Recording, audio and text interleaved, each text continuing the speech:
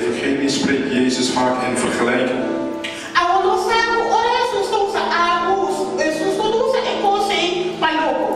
Als Jezus iets gebruikt, dan doet hij dat niet zomaar.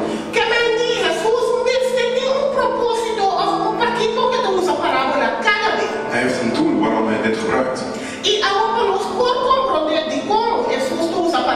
Om te begrijpen waarom hij gelijkenissen gebruikt. Het is belangrijk dat we zo'n gelijkenis neemt. Om te zien wat er daarvoor gebeurd is. En wat er daarna gebeurd is. Zodat wij kunnen begrijpen waarom hij gebruikt de gelijkenis. Ik spreek met hun in gelijkenis. Omdat ik weet, ondanks dat ze kijken, kunnen ze toch niet zien. En ik spreek tot hun in gelijkenissen. Opdat ik spreek. Dat ze toch niet kunnen zien.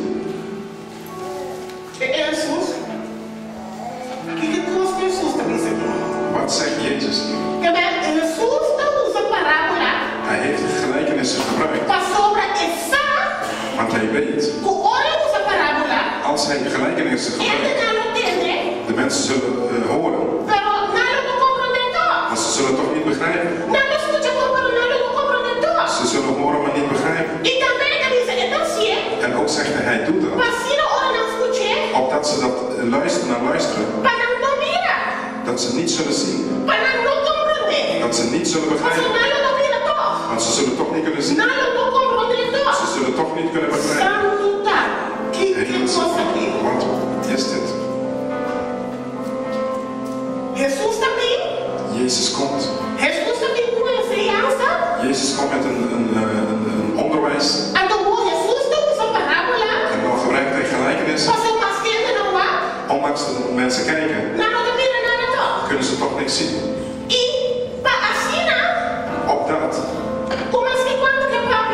ondanks wat hij spreekt,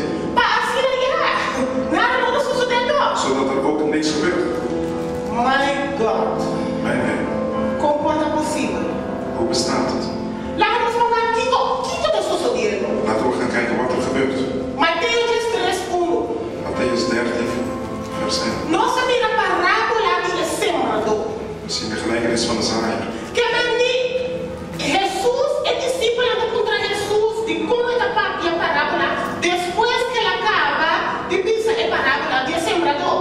Hij heeft het gelijkenis verteld en daarna vragen de leerlingen nog waarom hij dat doet.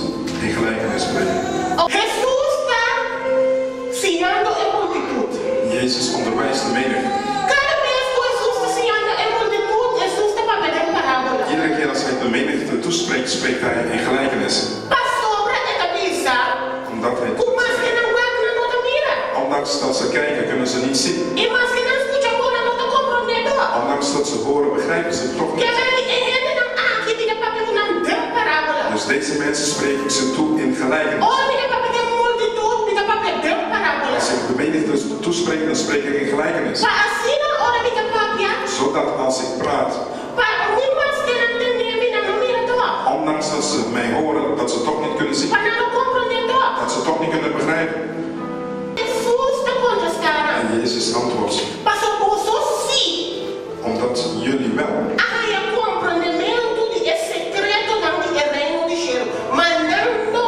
Jullie hebben wel het begrip van de geheimen van de koninkrijk, maar hun niet. Jullie wel, mijn leerlingen. Ik hoef met jullie niet in gelijkenissen te spreken, maar met hun wel.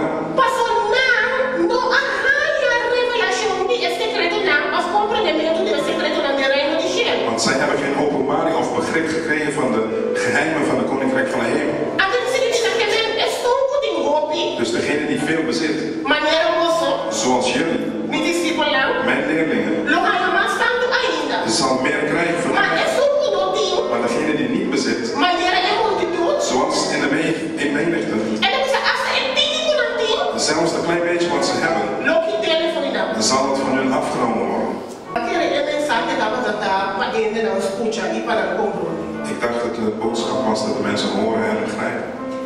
Maar een mensagem dat we dat hebben en dan moet je doen dat bij dus na die interesse que Jesus que explica não para ir no caminho. Ik dacht dat het bedoeld was dat de mensen konden begrijpen zodat ze ergens konden komen. Pero Jesus nesta parábola assim aqui bem parábola. Maar Jezus spreekt zo tegen hun in gelijkenis. Mas Jesus sabe algo.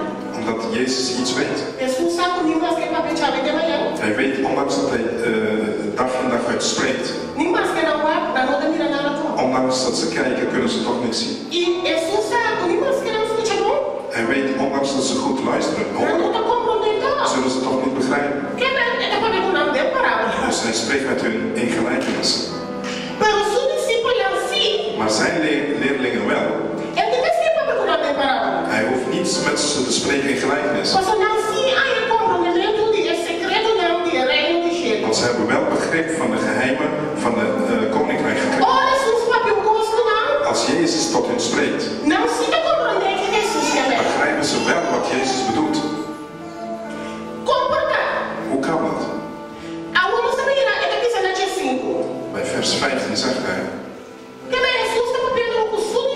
Hij spreekt tot zijn leerlingen. Weet jullie waarom? Weet je waarom ze goed zullen luisteren, maar toch niet begrijpen? Ze kunnen toch zien, maar toch kunnen kijken, maar toch niet zien. Omdat het hart van deze volk is verhard geschoten. Ze hebben hun oren toegestopt en hun ogen dichtgeknepen.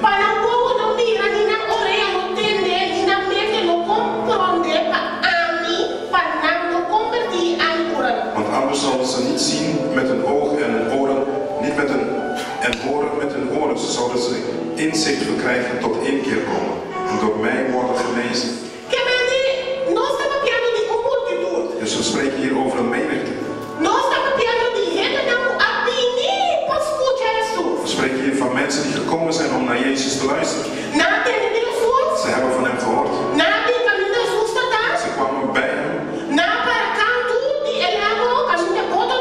Ze stonden aan de oever om naar Jezus te luisteren.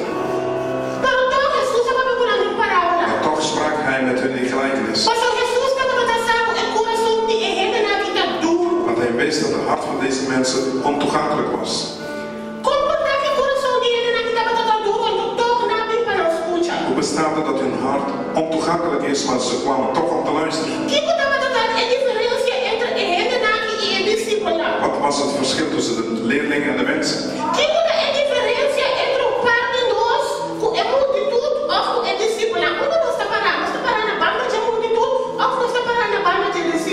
Wat is het verschil tussen wij en de leerlingen en de mensen?